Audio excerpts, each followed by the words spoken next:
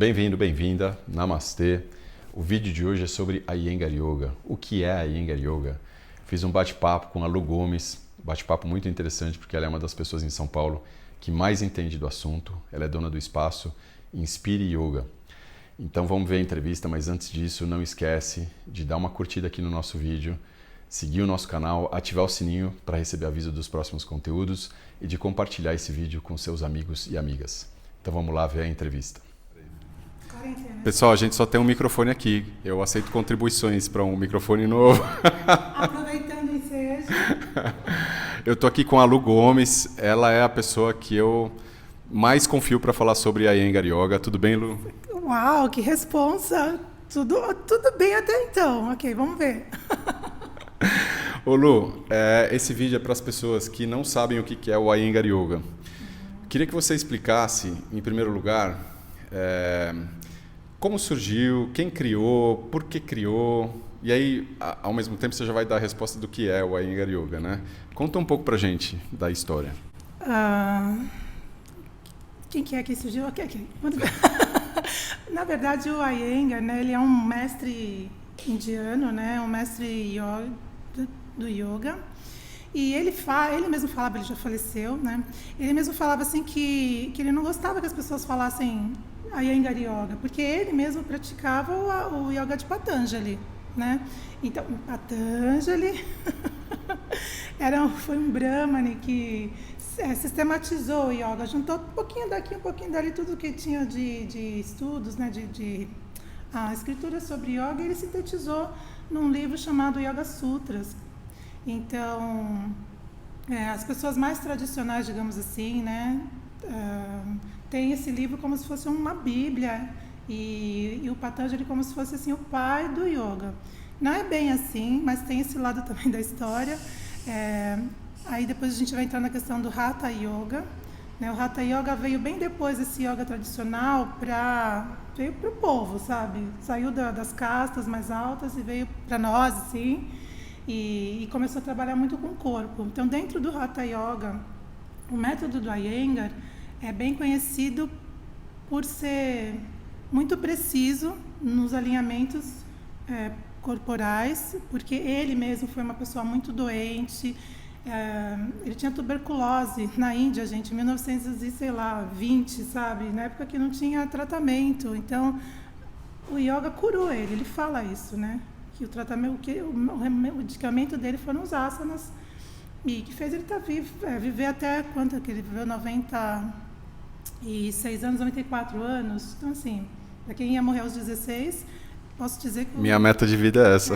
O yoga realmente curou ele, com certeza. Não tem como dizer o contrário. Então, ele criou esse método assim. Ele tinha muita dificuldade, um corpo super debilitado. E ele tinha um mestre, que inclusive era o cunhado dele, que era professor de yoga. E aí ele começou a praticar yoga com ele, né? O mestre dele era o Brahmacharya? Isso, que era casado com a irmã dele. E aí ele mesmo falava que, tipo assim, os professores falavam para ele, isso aí não tem jeito, vai praticando aí que pelo menos, né, você sobrevive. E ele não queria isso, ele queria ter uma condição de vida melhor, conseguir respirar, viver melhor. E foi aí que ele começou a desenvolver em si mesmo. Ele fala, eu fui meu laboratório, né? E ele começou a praticar intensamente, muitas horas por dia, todos os dias. E conforme ele tinha dificuldade de fazer as coisas, principalmente os exercícios de respiração, então ele falou assim, eu tenho que dar um jeito desse corpo conseguir ser um corpo que respira. Então ele deitava em cima da pedra, que ele pegava na rua, ele tentava usar para abrir o peito dele, e assim ele foi criando o método dele com o próprio corpo, com a própria vida dele, experiência. E ele conta, até que ele, no começo, quando ele começou a dar aula, ele só usava as mãos, né, para ajudar os alunos. Usava as mãos, usava o próprio corpo dele, o joelho para, né, ajudar a abrir o peito, essas coisas assim. Mas depois ele foi introduzindo para os próprios alunos, conforme ele foi vendo a necessidade deles também, os acessórios, que a gente chama de props, e que hoje está, né, tá popular, todo mundo tem um bloquinho, um cinto, usa uma almofada, uma cadeira, mas isso começou lá com a própria experiência dele lá atrás. Os props, eles servem para você melhorar o seu alinhamento? Porque assim, eu, por exemplo, eu tenho um braço muito curto, então algumas posturas, por exemplo, que todo mundo faz e fica super alinhadinho, eu quando faço fico torto, né? Então às vezes eu uso tijolinho lá, né? Não sei como que é o nome do próprio. Mas seria o próprio seria para ajudar, vamos dizer assim, você a ter o alinhamento perfeito, para que servem os próprios? Para muitas coisas. Para ter alinhamento, para ter aprofundamento nas posturas, para ser um desafio, para transformar uma postura que é difícil, uma postura que é muito ativa, rajásica, né? Numa postura mais passiva, que você possa relaxar. Então você vai ver que tem uma postura que você fala, que absurdo isso, mas de repente você põe uma almofada embaixo dela, põe um bloquinho embaixo das costas e fala, uau, que paraíso. Então você transforma uma postura intensa, enérgica, né? Uma postura mais tranquila, passiva, que te faz ir para um lugar que você pratica essa postura, não é uma coisa impossível de fazer, mas ao mesmo tempo você relaxa. Então depende do que você quer. Os próprios vão servir para tudo, sinceramente. Legal. Inclusive praticar sem props, porque as pessoas acham que no Iyengar a gente só usa props. A gente usa porque tem, gente. A gente usa porque é bom. Legal. E uma coisa que você falou do Iyengar, né? Eu não sabia dessa parte da história dele, que ele era doente e tudo mais. Eu lembrei até do Hermógenes, né? E muita gente fala, eu não pratico yoga porque eu não tenho alongamento, porque eu não tenho idade, porque eu não tenho corpo para praticar. Então isso acho que é muito legal, porque ele serve como um exemplo para as pessoas. Sim. Não, ele era desacreditado, gente. Se você acha que você é encurtado, não. O Iyengar era desacreditado. Ele falava assim que o guru dele lá nem ensinava para ele pranayama, porque achava que ele não tinha capacidade. E ele foi atrás, fez o corre dele. Legal. E ele escreveu muitos livros também, né? Qual que é a mensagem do Iyengar, assim, porque assim, a gente está falando de Hatha Yoga, né? De props e tudo mais, né? Mas não era isso, né? O Iyengar, além do Hatha Yoga, ele também escreveu livros falando sobre outras coisas além do físico, né? Olha, eu acho que essa parte assim de falar, o Iyengar é muito físico, você trabalha com asana, com alinhamento, com correção, com perfeição, sim, tudo para tudo isso, com precisão, com perfeição, sim, senhor, né? Mas isso é a parte objetiva do método, e existe uma parte subjetiva. Então, quando você está numa sala de aula que você tem 1 hora, querido, para fazer uma prática, você quer ser objetivo ou subjetivo, entendeu? Aí é essa a questão. E a escolha do método dentro de sala de aula é subjetivo. Aí você quer ser subjetivo? Você vai fazer uma leitura, né? Vai praticar na sua própria casa, fazer sua prática pessoal. E o importante é saber que uma coisa está conectada com a outra. Então, por exemplo, uma coisa que eu como praticante, principalmente como praticante, depois como professora, me deixou assim encantada com o método, é que, assim, eu já tinha, até eu chegar no Iyengar, eu já tinha praticado muitos outros métodos antes. E uma coisa que eu achei muito engraçada é que, assim, por exemplo, você tem um ponto A, você quer ir para o ponto B. Então, aí fala assim, para ir para esse ponto aqui, você vai reto, vira direita e desce. É esse o caminho. No Iyengar, vai ser assim, olha, você vai reto, mas presta atenção que tem uma árvore que está na hora dela dar flor. Depois você pega e vira, mas vira com cuidado que a curva é acentuada. Depois você desce. Vai falar isso. No outro dia, tá chovendo, em vez de você virar à direita, vira para a esquerda, que você vai ter um caminho assim que é um pouquinho mais nebuloso, mas você vai passar lá se protegendo da chuva, vai dar no jardim lindo, depois você consegue descer, vai demorar um pouquinho mais. Então tem muito disso. Então, é uma experiência, né? Sim, então assim, e mesmo sendo um trabalho físico, é um trabalho físico que você fica, tipo assim, a guiança de um professor de Iyengar, que eu acho que tem diferença de outros métodos, é que vai muito da pessoa. Você pode usar isso de uma forma muito rigorosa, rígida, que enche o saco mesmo, tem, mas você pode usar isso como uma experiência assim, transformadora e muito, muito profunda. Então é muito da pessoa que guia e da pessoa que é guiada também. Né? Que tem gente que não gosta de ficar viajando na maionese. Me fala onde que é, me explica direto, reto, papo reto. Tem gente que curte, né? Uma romantização, né? Uma forma mais delicada de lidar com as coisas. E você consegue encontrar muito isso dentro do método. Já foi muito, muito rigoroso. Eu peguei uma fase muito rigorosa, que eu falei, o que eu estou fazendo aqui? Mas, assim, a gente também, com a nossa experiência, vai transformando isso. Você pode usar uma rigorosidade também com amorosidade, não precisa ser uma coisa só. E eu acho que isso tem, então, dentro de sala de aula, um professor de Iyengar Yoga é muito objetivo. Ô Lu, e o yoga ele é para todo mundo, a Iyengar Yoga também ele é para todo mundo, mas assim, existe algum grupo de pessoas ou tipo de pessoas que se beneficiaria mais do método Iyengar em relação aos outros métodos? Ou seja, sei lá, como tem essa questão dos alinhamentos e tal, existe algum tipo de pessoa, tipo de pessoa que tem alguma característica física que possa se beneficiar mais desse método? Acho que quem procura mais uma linha terapêutica dentro do yoga, o Iyengar é com certeza super indicado. Terapeuticamente tem uma linha de yoga medicinal, que eles chamam até na Índia, né? E são aulas médicas para pessoas assim, gente, que tem questões sérias, tipo esclerose múltipla, sabe? Que tem diabetes. E você tem sequências, você tem formas de trabalhar com as posturas que não que vai curar, tá? Deixa claro isso aqui, que as pessoas depois começam, o yoga vai curar. Não, não vai, tá? Mas vai te dar condições de viver melhor. Isso com certeza de melhorar a sua qualidade de vida, não tenho dúvida. Legal. Bom, apesar dos props não serem, vamos dizer assim, obrigatórios na aula de yoga, você vai mostrar os props pra gente? Vou, não é obrigatório, mas a gente usa, tá? Sempre porque a gente quer ser feliz nessa vida, então tem o props ali, vamos usar. E o props também tem uma coisa que, tipo, eles também eles ajudam a gente a perceber certas coisas, sabe? E ajudam a perceber e eles fazem a gente, tipo, virar o próprio laboratório também. Falar, eu coloco desse lado aqui um bloco pertinho do quadril. Do outra perna eu tenho que colocar um pouquinho mais para o meio da coxa, porque senão eu me sinto, não me ajuda. Então, quando você também tem essa experiência junto com os acessórios, isso também é incrível. Então, de fora para dentro também funciona, né? Que a gente de dentro para fora, às vezes está difícil a situação aqui, de dentro para fora tem alguma coisa para tirar, né? Então, a gente pelo menos ajuda com um mantra que você ouve, com um acessório que você usa, com uma guiança que você tem, né, do professor. E aí a gente vai ajudando a melhorar lá dentro. E é óbvio que eu fiz a Lu mostrar quais são todos os props usados no Iyengar. Então vamos ver. Bom, os props que a gente mais costuma usar são os cobertores, né? E pode ser... Ele é usado para quê?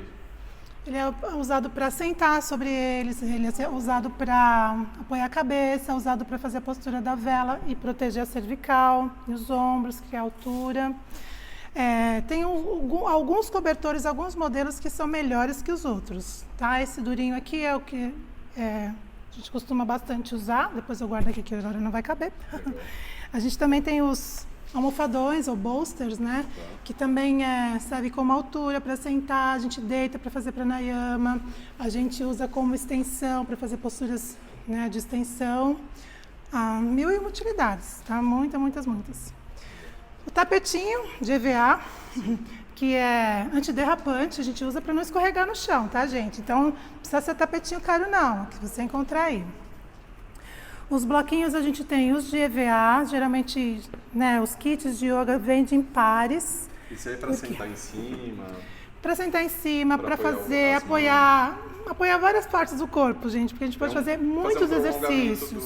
Do braço, da perna, esse tipo de coisa. Também, isso das coisas mais básicas, mas você pode fazer variações de posturas que são difíceis, principalmente as posturas de curva para trás, de extensão para trás, eles fazem milagres assim. Uma postura da meia ponte, que a pessoa não consegue levantar muito o bumbum, põe um bloquinho embaixo do quadril e o bumbum fica lá em cima, de boas, assim, é maravilhoso.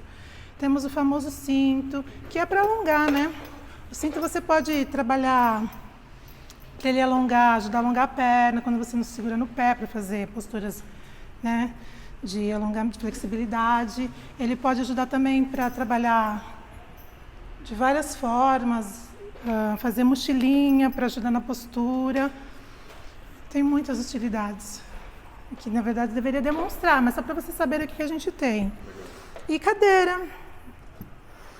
Cadeira também serve para fazer posturas de pé, posturas sentadas, para fazer posturas invertidas. Essa cadeira a gente usa, né, uma cadeira que é vazada, que eu posso passar por aqui por dentro dela, né, e fazer trabalhos por dentro delas. Se não é vazada, dá para usar? Dá, mas dificulta um pouquinho.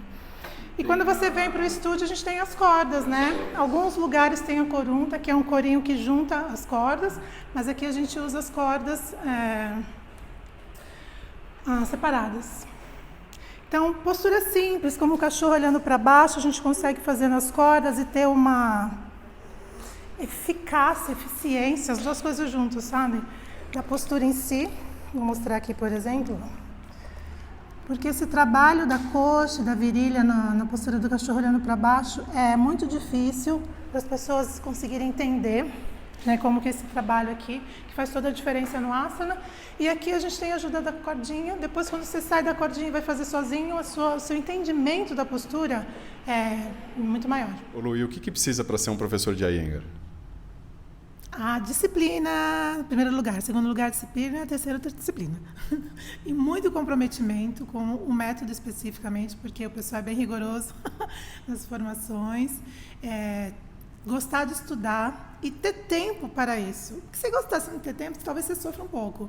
E eu acho que muita paciência, porque ser professora de yoga é maravilhoso, mas a gente tem duas coisas. Tem gente que vai com a cara, né, não tá nem aí, vai experimentando em si e vai passando para os outros. E tem gente que fica esperando aquele momento, quando eu estiver preparada, para. Né? Esse momento aí, querido, não corre atrás. Tá preparada, a gente vai na experiência juntos, né?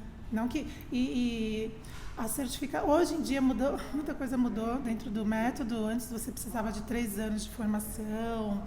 Hoje os métodos, hoje a formação está mais tete a tete, né? Você não vai necessariamente para um curso de formação. Você tem o seu professor que vai estar junto com você acompanhando sua prática como estudante e te ajudando depois a ensinar. Ô Lu, adorei o papo. Tem mais alguma coisa que você queira falar sobre o Iyengar? Alguma mensagem para os nossos ouvintes? Eu acho que ler os livros do Iyengar é muito legal. Eu comecei a ler o livro dele que chama A Luz do Yoga, acho que é o mais famoso de todos, mas é um livro muito técnico, gente. Só se você quiser ser professor e saber um passo a passo dos asanas. Caso contrário, eu indicaria A Árvore do Yoga, que é fofo, é fácil leitura. E A Luz na Vida, que é um outro livro dele. Olha, se você quiser se aprofundar mesmo nessa questão da subjetividade, que eu falei que na sala de aula você tem que ser mais objetivo, mas a subjetividade você vai entender com o tempo de prática e também com leituras. Esse livro é o melhor para mim, na minha opinião. Lu, brigadão pela entrevista. Todo mundo vai, acho que aproveitar bastante tudo que você ensinou hoje. E foi muito bom. Também. A gente se conhece, ó. Eu não vou falar quantos anos, porque vai denunciar a nossa idade. Não tinha nem filho ainda, né? Exatamente. Vocês são adolescentes. Ô Lu, obrigado, viu? Obrigada a você. Espero que tenha ajudado a esclarecer algumas coisas e boa prática. Comece a fazer yoga, gente, mesmo que não seja do Iyengar, tá bom? Mas comece a praticar e cuidado com essas perguntas tipo yoga. Que nem eu vejo pergunta aqui, essa prática tem meditação? Gente, yoga e meditação é a mesma coisa, tá? Não é só porque você fica mexendo o corpo lá que você não está meditando. Inclusive, mexendo o corpo, você está meditando. Isso aí. Namastê. Bom, é isso. Espero que você tenha gostado. Muito obrigado pela companhia. Até o próximo vídeo. Namastê. Legal. Bom. Gente, já está gravando. Mas depois eu vou editar. Mas eu posso pôr os erros de gravação, sabe, essas coisas assim.